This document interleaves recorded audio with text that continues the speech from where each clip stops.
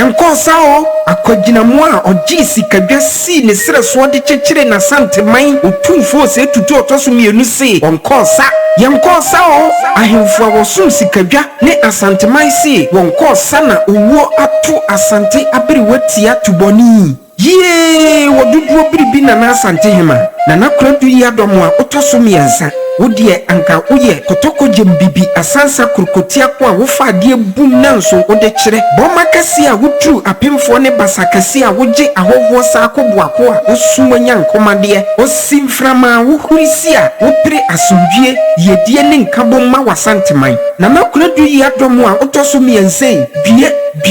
bie ohinini otumfo ose tutu a otoso mienu asante hene na nanom aman hene a osum sikadwa na nanom aman hema a osum sikadwa na nanom abrempon a osum sikadwa na nanom mampanifo a osum sikadwa na nanom adikurofo na nanom ayekofo ne asanteman de yaw ne awerefo ese Ghana man abibiman ne wiase nyina se yendua ponkasi a na se wonyunu na nakonadu yi adomo otoso miensa asante hema de brebre konse do ne dot yie ho nhihye nie ebobo somi a yasimu me kire September ya afiya mu ne da etoso edunan eyekwasiada edikosida etoso edumwotwe a eyeyawoda yewra ne asanteman beye amamre ne amane a esefata ede eja abrewati akwan enti wiase mre na asanteman ato abeseno na asanteman akwa akura o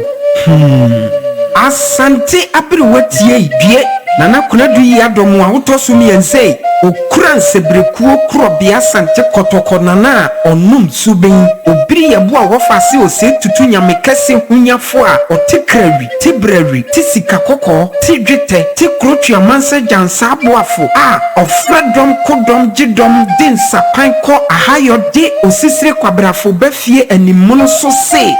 eyewosa na onewo ne asanteman ko ya anka adomyefo ne hwane se obaguru wo na asante hema topra eburu